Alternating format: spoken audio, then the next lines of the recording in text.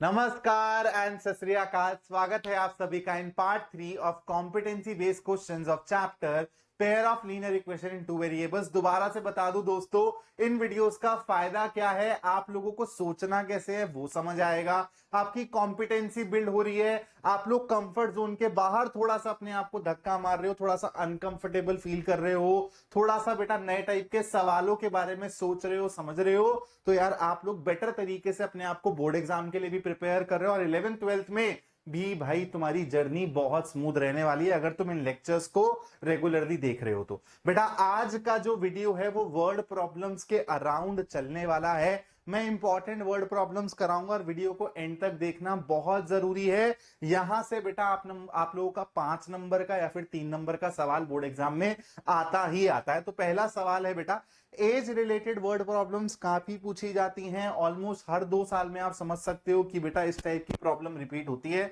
क्या कह रहा है अपना पहला सवाल, देखते हैं। आप लोग सवाल को पढ़िए, पहले खुद से सॉल्व करिए दोस्तों, उसके बाद आप लोगों को सॉल्यूशन देखना है, ठीक है।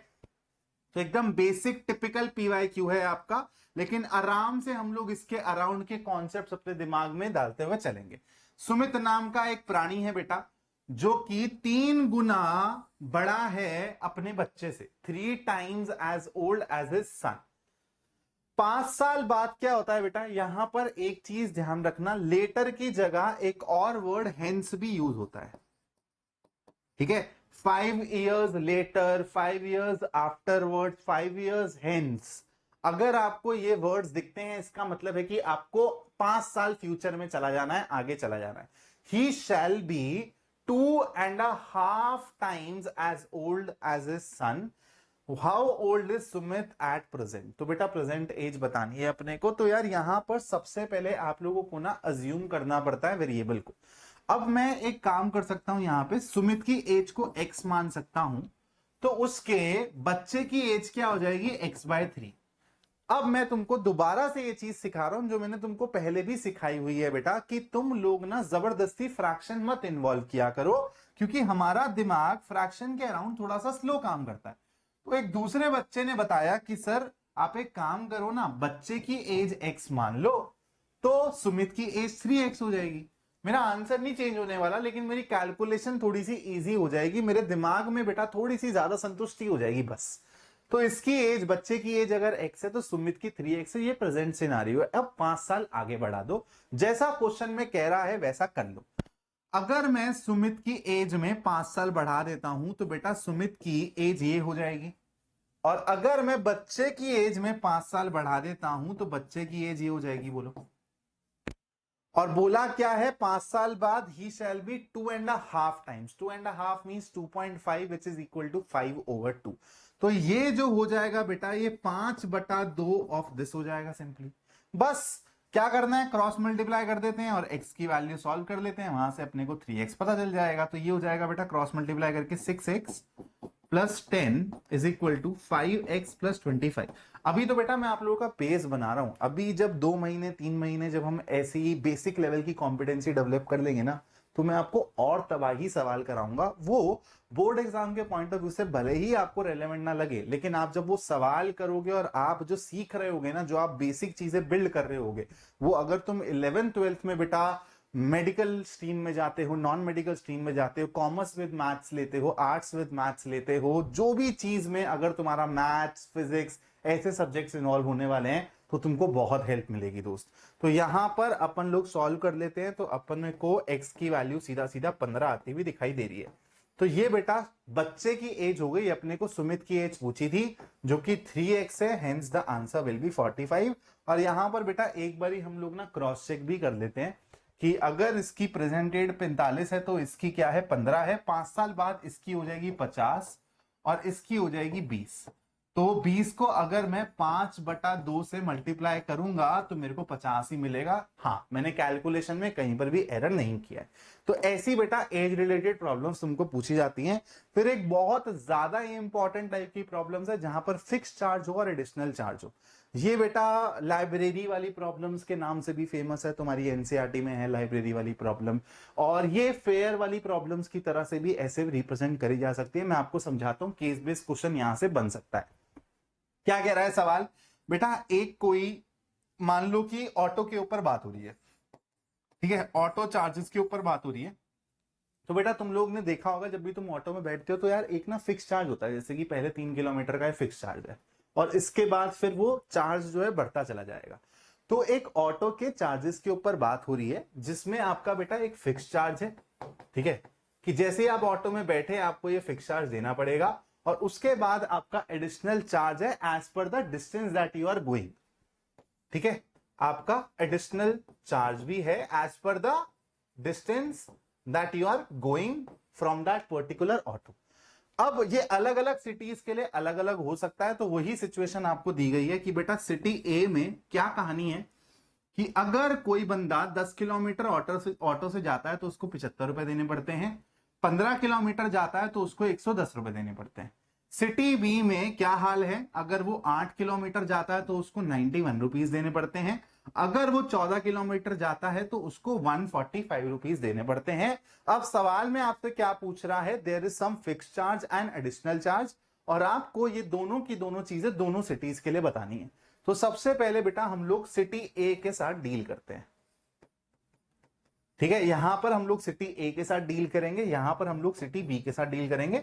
अगर आपने ऐसा सवाल पहले नहीं किया है तो पहले मेरी आपसे दरख्वास्त है, आपसे रिक्वेस्ट है, पहले खुद ट्राई किया करो यार, खुद को चांस देना बहुत ज्यादा जरूरी है दोस्त, ठीक है। तुम दूसरों से चांस मांगते रहते हो कि एक चांस और दे दो प्लीज, इस बार गलती नहीं करूंगा, लेकिन तुम खुद को चांस दो ना, एक बारी सवाल खुद से ट्राई करके देखो, क्या पता बन जाए, है ना, और बढ़िया से तुमको समझ भी आ जाए।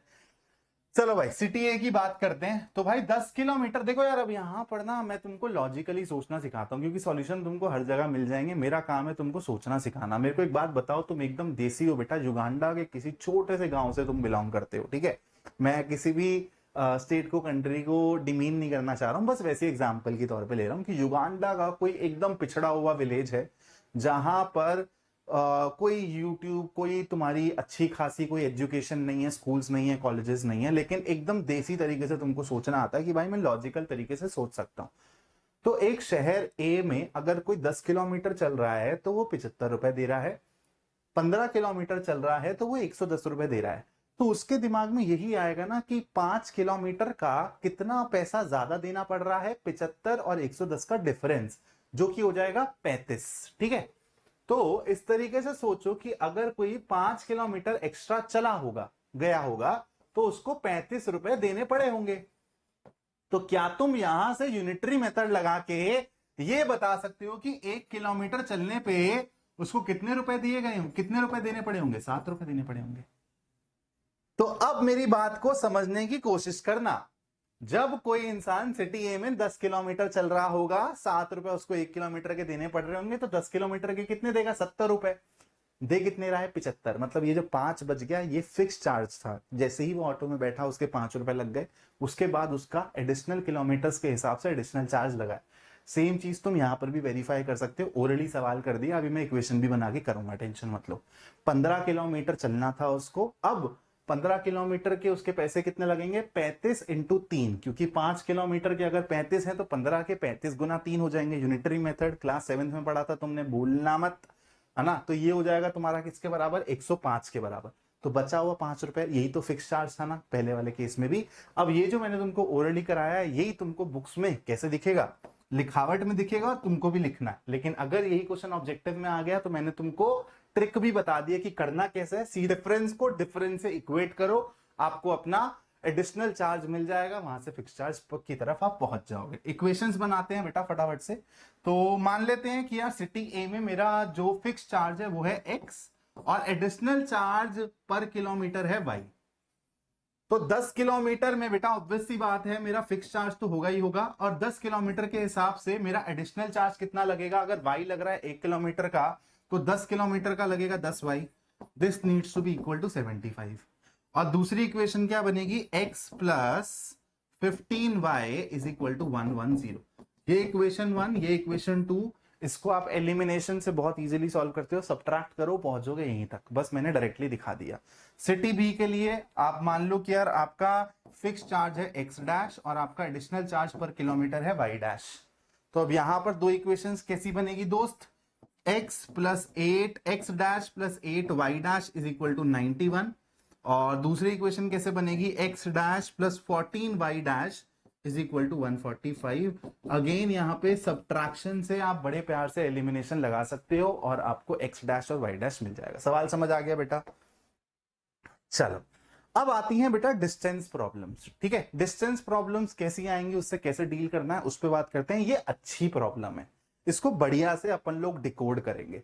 क्या कह रहा है सवाल, दो लोग हैं, दो इंसान हैं जो कि 16 किलोमीटर बेटा अपार्ट है। अपार्ट का मतलब एक दूसरे से 16 किलोमीटर की दूरी पर हैं।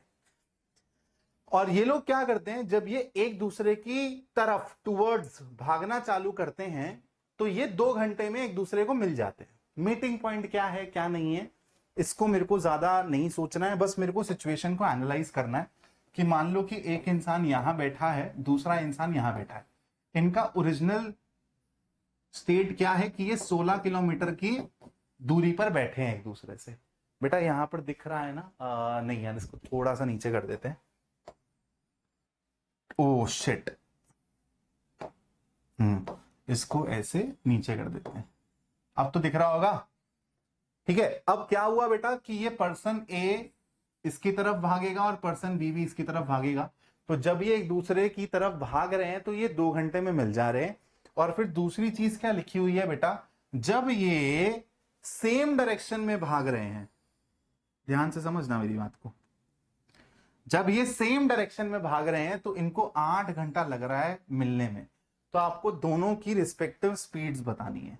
अब बेटा दूसरी वाली सिचुएशन को एनालाइज करो कि हो क्या रहा होगा, उसके बाद इक्वेशन फॉर्म करेंगे। पहले आप लोग रिजल्ट को, पहले आप लोग सिचुएशन को आराम से विजुअलाइज करिए, उसके बाद रिजल्ट तक पहुंच जाएंगे। यहां पर एक इंसान खड़ा था ए, यहां पर एक इंसान खड़ा था बी। बेटा इस वाले केस में तो उन्होंने मिलना ही मिलना है, क्योंकि दोनों के दोनों जब एक दूसरे की तरफ चल रहे हैं तो बेटा मिलेंगे ही मिलेंगे। ठीक है, यहां पर क्या हुआ कि ये आपस में अगेन 16 किलोमीटर के डिस्टेंस पे है। ए इस डायरेक्शन में चल रहा है मान लो, तो बी भी इसी डायरेक्शन में चला होगा। फिर क्या हुआ बेटा कि ऐसा कोई पॉइंट आया होगा जहां पर ये लोग मिले। ठीक है, जहां पर ये लोग मिले, सबसे पहले तो ये सिचुएशन एनालाइज करो कि अगर इन दोनों को मिलना है तो मेरी जो स्पीड ऑफ ए होगी वो स्पीड ऑफ बी से बड़ी होनी चाहिए। अगर पीछे जो है खड़ा वो तेज चल रहा होगा तभी तो वो बी को मिलेगा ना भाई। तो सबसे पहले तो इसकी स्पीड मेरी इससे बड़ी होनी चाहिए। अगर इसकी स्पीड कम हुई तो ये इंसान क्या करेगा, इस 16 किलोमीटर के डिस्टेंस को बढ़ाता चला जाएगा, क्योंकि ये ज्यादा तेज भाग रहा है। और यही डिस्टेंस मेरे को कम करना है, तभी तो वो आके आगे मिल पाएंगे। तो कम करने का एक ही तरीका है, जब ये वाला इंसान तेज भाग रहा होगा। सबसे पहले तो इस सिचुएशन को अपने दिमाग में डिकोड करो। कर ली, समझ आ गया? पॉज करके खुद से भी सोच सकते हो। चलो सबसे पहले हम लोग सिचुएशन 1 के बारे में सोचते हैं। सिचुएशन 1 क्या है कि वो एक दूसरे की तरफ चले, एक दूसरे की तरफ चल रहे हैं। मान लो बेटा आपका जो ए पर्सन है उसकी स्पीड है x किलोमीटर प्रति घंटा। ये आपको लिखना पड़ेगा क्योंकि ये सवाल भी 5 नंबर में आएगा। तो आप लिखोगे let the speed of person A B x kilometre per hour, let the speed of person B B y kilometre per hour. किसी को कोई दिक्कत एक्स वाई लेने पे? ठीक है, एक्स लेने पे किसी को दिक्कत तो नहीं हो रही। चलो तो सिचुएशन 1 क्या कह रहा है भाई, ये एक दूसरे की तरफ चल रहे हैं। अब तो ये 2 घंटे में मिल जा रहे हैं। आप एक सिंपल सी बात बताइए, अगर कोई इंसान x किलोमीटर कवर कर रहा है 1 घंटे में, x किलोमीटर पर आवर का मतलब तो यही होता है ना। अगर मैं आपको बोलूं कि बेटा तुम 20 किलोमीटर प्रति घंटे की स्पीड से जा रहे हो तो तुम 1 घंटे में कितना चल रहे होगे? तुम बोलोगे सर क्या बचकाना सवाल दे रहे हो, एक ऑब्वियस सी बात है 20 किलोमीटर। यहीं पे अगर मैं ये बोल दूं कि तुम 20 किलोमीटर प्रति घंटे की रफ्तार से चल रहे हो तो 5 घंटे में कितना चलोगे? तो सवाल बहुत मुश्किल हो गया क्या? बोलो नहीं ना। तो 20 इंटू 5 कर दोगे 100 हो जाएगा। ठीक है, ये पता नहीं टोन क्यों बदल दी मैंने, लेकिन ऐसा बीच बीच में हो जाता है मेरे से जब फ्लो वगैरह में। अभी तो यार लाइव नहीं आते, वरना लाइव में तो यार बड़े सही मजे हो, इंटरेक्शन हो, तुम मुझे जानो मैं तुम्हें जानूं। लेकिन धीरे धीरे धीरे धीरे हम वहां पर भी पहुंच जाएंगे। अभी तो बस तुम बस ज्ञान लेते रहो बेटा। मेरे पास बहुत सारी चीजें हैं यार, बहुत सारा ज्ञान है, बहुत बढ़िया बढ़िया सेट ऑफ क्वेश्चंस हैं जिसको मैं तुम्हारे सामने रखने के लिए ना इंतजार नहीं कर पाता हूं। मैं आज भी सवाल डाल रहा था, मेरा मन था ये भी सवाल डाल दूं, ये भी सवाल डाल दूं, अरे यार बढ़िया समझ आ जाएगा बच्चों को। लेकिन फिर वही है, अपन लोग लेवल बाय लेवल, पहले आप एक बेसिक कॉम्पिटेंसी बिल्ड करिए, फिर मैं आपको एडवांस कॉम्पिटेंसी पे लेके जाऊंगा। सिचुएशन 1 क्या कह रही है भाई कि अब देखो ये समझ आ गया ना, 2 घंटे में अगर ये मिल रहे हैं तो ये ए इंसान भी 2 घंटे चल रहा होगा, बी भी 2 घंटे चल रहा होगा। और आपको ये बेसिक बात तो पता है ना कि स्पीड जो होता है वो डिस्टेंस अपॉन टाइम के बराबर होता है। ये फॉर्मूला बहुत इंपॉर्टेंट है, ठीक है, नहीं पता तो इसको लिख लेना। तो आप एक बात बताओ, जो ये ए इंसान अगर 2 घंटे चल रहा है और बी इंसान भी 2 घंटे चल रहा है, तो ए कितना डिस्टेंस कवर कर रहा होगा 2 घंटे के अंदर? अगर वो एक्स किलोमीटर कवर करता है 1 घंटे के अंदर, तो 2 घंटे में कितना करेगा दोस्त? 2x। और ये बी इंसान अगर वाई किलोमीटर कवर करता है 1 घंटे के अंदर, और ये टोटल 2 घंटे चल रहा है क्योंकि लिखा हुआ है, तो भाई ये कितना कवर करेगा डिस्टेंस? 2y। और इन दोनों ने मिलके ही तो ये 16 किलोमीटर की दूरी कवर करी है। मतलब ये ऐड कर दो और 16 से इक्वेट कर दो। अभी मत लिखो इक्वेशन 1, क्योंकि और यहां पर सिंप्लीफाई हो जाएगा। x प्लस वाई आ गया आपका 8 के बराबर। ये हो गई आपकी इक्वेशन 1, ठीक है। अब मैं आपको सिचुएशन 2 समझाता हूं। सिचुएशन 2 समझनी ज्यादा जरूरी है बेटा। सिचुएशन 2 में क्या हो रहा है कि ए तेज भाग रहा है। अब स्पीड तो नहीं बदल दोगे बेटा, ए की स्पीड अभी भी x किलोमीटर पर आ रहेगी। बस यहां पे तुमसे कोई ये पूछ ले कि क्या ए और बी बीच में मिले होंगे? नहीं भाई, ए और बी बीच में नहीं मिल सकते हैं, क्योंकि ए की स्पीड ज्यादा है तो ए ने 16 किलोमीटर में से ज्यादा कवर किया होगा और बी ने कम किया होगा। अगर इन दोनों की स्पीड सेम होती तो ये एग्जैक्टली बीच में मिलते हैं। ये भी 8 किलोमीटर कवर करता है, ये भी। लेकिन अगर इन दोनों की स्पीड सेम होती तो ये वाली सिचुएशन नहीं बन पाती। मैंने बता दिया है तुमको, अगर दोनों की स्पीड सेम होती तो दोनों दोनों जब सेम डायरेक्शन में चल रहे होते ना, तो ना डिस्टेंस बढ़ता ना घटता, 16 किलोमीटर की दूरी पर ही ये कॉन्स्टेंटली चलते चले जाते। कितने अच्छे अच्छे सवाल बन सकते हैं। सारी वेरिएशन तुम्हारे सामने मैंने रख दी। स्वाद आ गया हो तो कमेंट में लिख के जाना, सर मजा आ गया, स्वाद आ गया।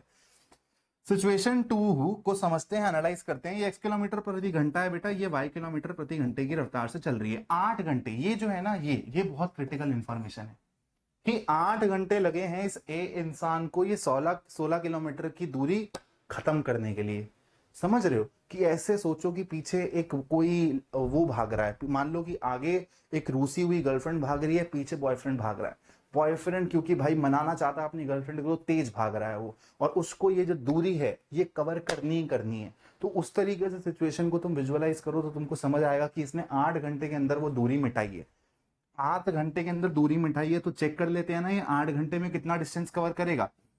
यहां से लेके यहां तक, मान लो ये तुम इनका मीटिंग पॉइंट है, तो यहां से लेके यहां तक ये ए इंसान कितना डिस्टेंस कवर किया होगा? x किलोमीटर कवर करता है 1 घंटे के अंदर, तो 8 घंटे में कितना कवर करेगा? 8x। और सेम टाइम में ये y कितना भागा होगा? y भी तो 8 घंटा ही भागा है, तो y ने कितना डिस्टेंस कवर किया होगा? अगर b ने कितना डिस्टेंस कवर किया होगा? अगर y किलोमीटर कवर कर रहा है 1 घंटे के अंदर, तो 8 घंटे में कितना करेगा दोस्त? 8y। तो अब एक बात बताओ, इसने ज्यादा डिस्टेंस कवर किया, इसने कम किया, और उसका पर्पस क्या था? ये दूरी को खत्म करना। तो यहां पर थोड़ा सा ज्योमेट्री लगाओ, लॉजिक लगाओ। 8x माइनस 8y, क्या तुमको यही नहीं दिख रहा है जो दूरी फाइनली वो खत्म करना चाहता था? तो तुम्हारी सेकंड इक्वेशन दोस्त यहां से बन गई है। क्या है second equation? 8x minus 8y is equal to 16। तो यहां से तुमको x माइनस वाई मिलेगा, किसके बराबर? 2 के बराबर। और यही तुम्हारी सेकंड इक्वेशन है बालक। अब क्या तुम इसको सॉल्व करना जानते हो? क्या इसमें भी तुमको सर की हेल्प चाहिए? ओरली सॉल्व करवाना सिखाया तुमको। अगर x plus y x minus y वाली सिचुएशन आए तो x कैसे निकलता है? दोनों को ऐड करके बटा दो। y कैसे निकलता है? दोनों का डिफरेंस बटा दो। तो 8 प्लस 2 10 बटा 2 5। तो x की वैल्यू हो गई बेटा 5, और y की वैल्यू कितनी हो गई? कहा गया 8 माइनस 2, 6 बटा 2 यानी कि 3। तो तुम्हारा आंसर है 5 किलोमीटर प्रति घंटा एंड 3 किलोमीटर प्रति घंटा। बात समझ आई सभी को? ओके जी, चलो बेटा इसके बाद मैं तुमको कुछ बातें बताना चाहता हूं। 2 डिजिट वर्ड प्रॉब्लम्स बहुत ज्यादा इंपॉर्टेंट है। Again one of the most repeated PYQs में तुम उसको काउंट कर सकते हो, जो मैंने पार्ट 2 में ऑलरेडी करा दी है। इसके अराउंड मैंने पैटर्न्स भी डिस्कस कराए हैं, जिसपे बहुत खूबसूरत खूबसूरत केस बेस्ड क्वेश्चन बन सकते हैं। उसके बाद परसेंटेज वाली वर्ड प्रॉब्लम्स होती हैं बेटा, शिफ्टिंग वाली प्रॉब्लम्स होती हैं कि यहां पर मान लो कोई क्लास ए है क्लास बी है, इसमें इतने लोग थे इसमें इतने लोग थे, कुछ यहां से यहां चले गए तो अब 2 गुना हो गया, कुछ यहां से यहां चले गए तो इक्वल हो गया। ऐसी वाली प्रॉब्लम्स भी होती हैं जो कि एग्जाम्पलर में है। और ये मैं ऑलरेडी बेटा मैंने सारी टाइप की वर्ड प्रॉब्लम्स ना इस पर्टिकुलर लेक्चर में करवा रखा है, 6 दिन पहले डाला था। व्यूज पे मत जाना, अगर तुमने कंटेंट देख लिया ना तुम खुद बोलोगे कि सर ये लाख व्यूज के लायक है। एक बारी देख लेना, मैं हवा में बातें नहीं करता हूं बेटा, एक बारी तुम कंटेंट को देख के देखना। हर एक टाइप की वर्ड प्रॉब्लम जो इस पर्टिकुलर चैप्टर से बन सकती है वो सारी की सारी इंक्लूड करी हुई है। और उसके साथ साथ बेटा कुछ ऐसी वर्ड प्रॉब्लम्स है जो पहले इस चैप्टर में इंक्लूडेड थी लेकिन अब वो एक्सक्लूड कर दी गई है, लेकिन इसी टाइप की वर्ड प्रॉब्लम्स आगे क्वाड्रेटिक इक्वेशंस में तुमको करनी है। अभी 2 वेरिएबल्स बना के नहीं करते हैं, आगे क्वाड्रेटिक इक्वेशन में सिंगल वेरिएबल के फॉर्म में क्वाड्रेटिक बना के सॉल्व करते हैं। तो अपस्ट्रीम डाउनस्ट्रीम वाली प्रॉब्लम्स तुमको क्वाड्रेटिक में सिखाऊंगा।